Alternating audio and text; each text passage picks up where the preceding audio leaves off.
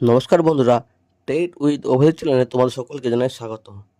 আমরা আগের ক্লাসগুলিতে Thorndike, Skinner, Pavlov এবং কোহলারের লার্নিং থিওরি আলোচনা করেছি, কিন্তু গাগনি শিক্ষার প্রক্রিয়াকে আরও বৈজ্ঞানিকভাবে ব্যাখ্যা করেন। তিনি বলেন, সব ধরনের শিক্ষা একই রকম নয়, সহজ শিক্ষা থেকে ধীরে ধীরে জরুরি শিক্ষার দিকে অগ্রসর হয়। তো আজ এই ক্লাসে আমরা জানব রবার্ট গাগনির পরিচিতি, কন্ডিশনাল অফ লার্নিং থিওরি, তারপর আছে 5 category of learning outcome, 9 event instruction, তারপর আছে educational implication, average and limitation, এবং রয়েছে টেট স্পেশাল কিছু নোটস এবং কিছু এমসিকিউ।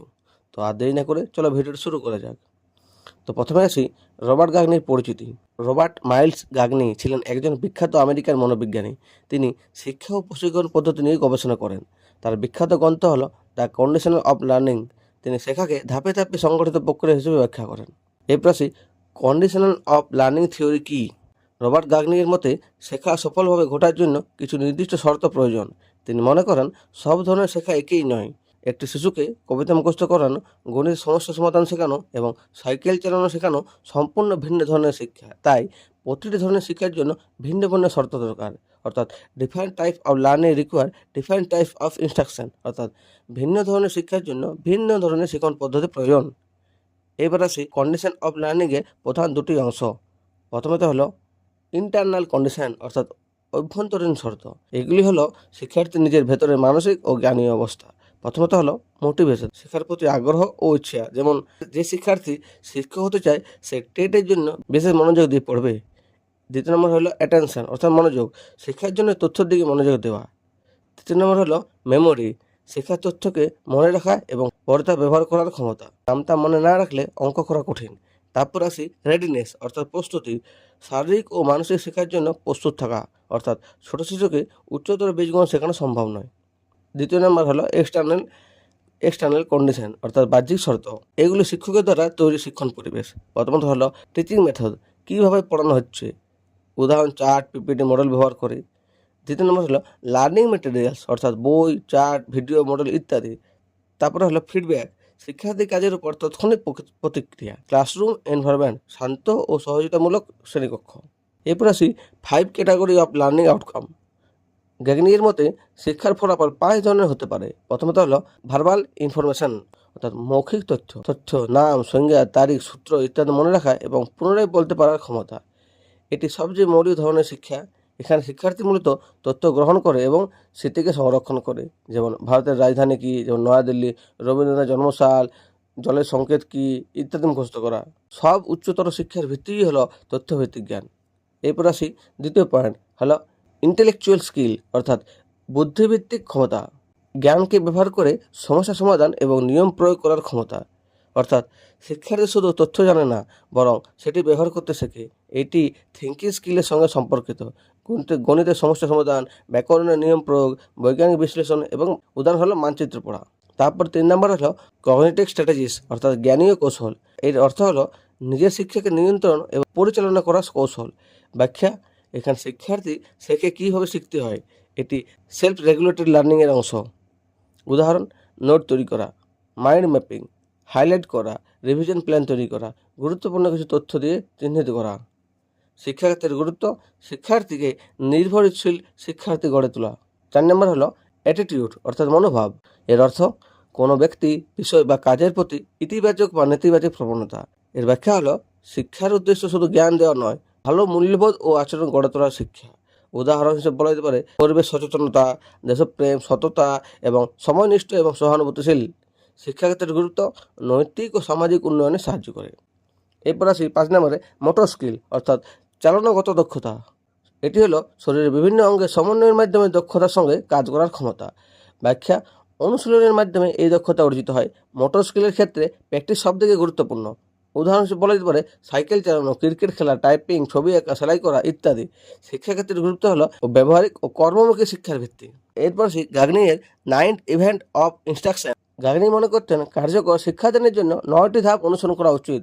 প্রথমত হলো গেইন অ্যাটেনশন, অর্থাৎ শিক্ষার্থীর মনোযোগ আকর্ষণ করা, কারণ অ্যাটেনশন ছাড়া লার্নিং শুরু হয় না।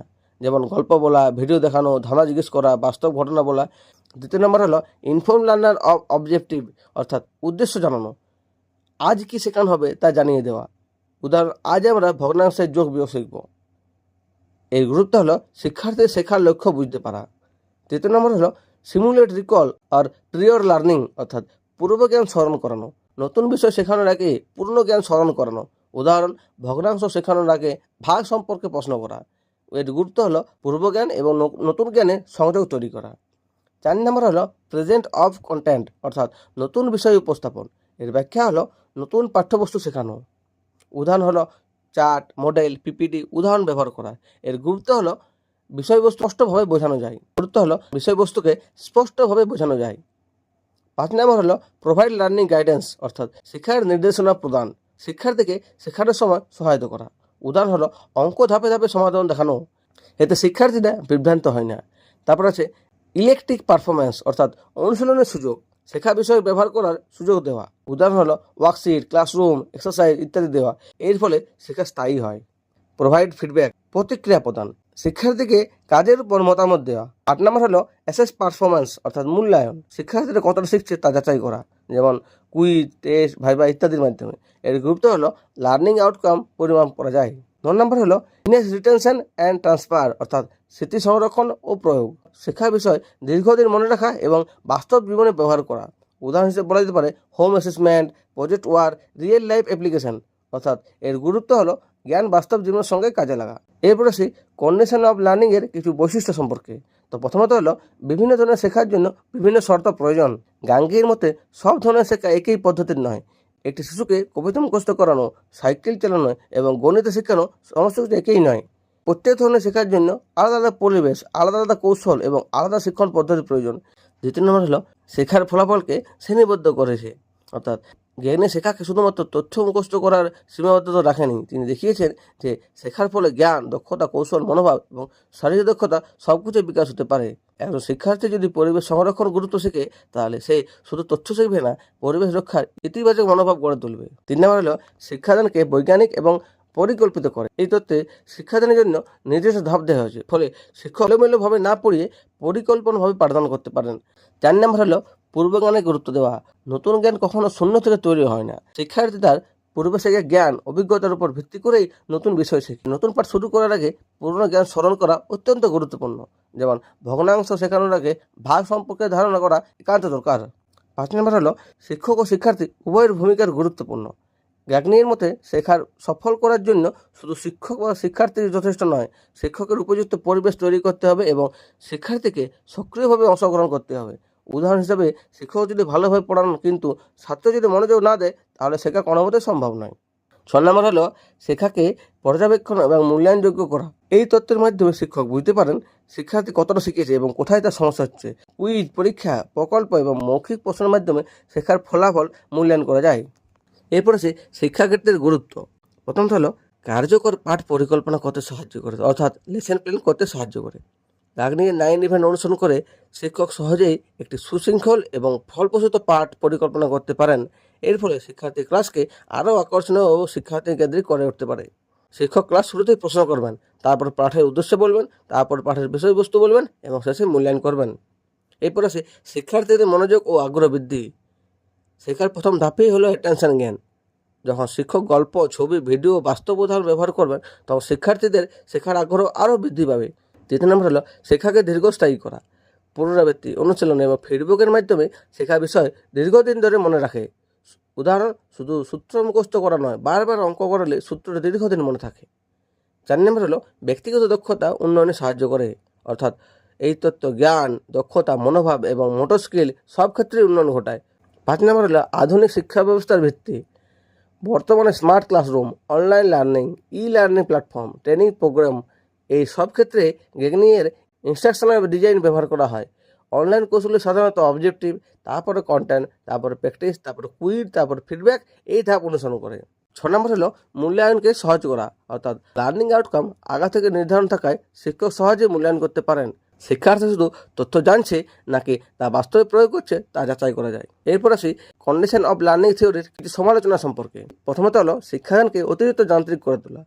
এই তথ্যে শিক্ষাদানের জন্য নির্দিষ্ট ধাপ দেওয়া হয়েছে, ফলে অনেক সময় ক্লাস শুধু নিয়ম মাফিক হয়ে যায়। বাস্তব শিক্ষণ সবসময় একই নির্দিষ্ট ধাপে হয় না। কখনো কখনো শিক্ষার্থী হঠাৎ করেই কোনো ধারণা বুঝে ফেলতে পারে। 2 নম্বর হলো ইন্ডিভিজুয়াল ডিফারেন্স যথেষ্ট ব্যাখ্যা করে না। অর্থাৎ সব শিক্ষার্থী শেখার গতি, বুদ্ধিমত্তা এবং আগ্রহ একই নয়, কিন্তু গ্যাগনিয়ের মডেলে একটি সাধারণ কাঠামো প্রদান করে, যা একই ক্লাসে কেউ দ্রুত এবং কেউ ধীরে শিখে। 3 নম্বর হলো সৃজনশীলতা এবং ইনসাইড লার্নিং ব্যাখ্যা করতে দুর্বল। অর্থাৎ এই তথ্য মূলত পরিকল্পিত এবং ধাপে ধাপে শেখার উপর জোর দেওয়া হয়, কিন্তু সৃজনশীল ব্যাখ্যা হঠাৎ শিক্ষাকে সম্পূর্ণ ব্যাখ্যা করতে পারে না। উদাহরণ, একজন বিজ্ঞানী নতুন আবিষ্কারের ধারণা হঠাৎ মাথায় আসতে পারে। 4 নম্বর হলো আবেগ ও সামাজিক প্রভাবকে কম গুরুত্ব দেয়। শেখার ক্ষেত্রে আবেগ, বন্ধুত্ব, পরিবেশ, সংস্কৃতি, সামাজিক পরিবেশ গুরুত্বপূর্ণ ভূমিকা পালন করে, কিন্তু এই তত্ত্বে মূলত ইনস্ট্রাকশনাল প্রসেসের উপর বেশি জোর দেওয়া হয়েছে। একজন শিক্ষার্থী যদি মানসিক হতাশ হয়ে থাকে, তাহলে ভালো শিক্ষাদান সত্ত্বেও শেখা কম হতে পারে। 5 নম্বর হলো বাস্তব শ্রেণীকক্ষে সব ধাপ অনুসরণ করা কঠিন। বড় ক্লাস, সবসময় অভাব, সীমিত সম্প্রদায়ের কারণে সবসময় 9 ইভেন্ট পুরোপুরি অনুসরণ করা সম্ভব নয়, কারণ 80 জন শিক্ষার্থীকে ক্লাসে প্রত্যেকটি আলাদা আলাদা ফিডব্যাক দেওয়া কঠিন। এরপর আসি টেটের স্পেশাল নোট সম্পর্কে। তো প্রথমত হলো কন্ডিশন অফ লার্নিং থিওরি কার, দ্য কন্ডিশন অফ লার্নিং, যেটা হয়েছিল 1965 সালে। 5 লার্নিং আউটকাম এটি কার, গগনি। 9 ইভেন্ট অফ ইনস্ট্রাকশন হলো গ্যাগনির। Learning process from simple to complex, এটা হলো গ্যাগনির। গ্যাগনির লার্নিং প্রসেস হলো সিম্পল টু কমপ্লেক্স। তারপর হলো প্রবলেম সলভিং থেকে হাইয়েস্ট লেভেল লার্নিং। তো এরপর আসে এই চ্যাপ্টারে কিছু এমসিকিউ কোশ্চেন নিয়ে। তো প্রথমত হলো কন্ডিশন অফ লার্নিং থিওরি প্রবক্তা কে? উত্তর হলো অপশন সি, রবার্ট গাগনি। 2 নম্বর হলো গাগনির মতে শেখার কোন দিকে অগ্রসর হয়?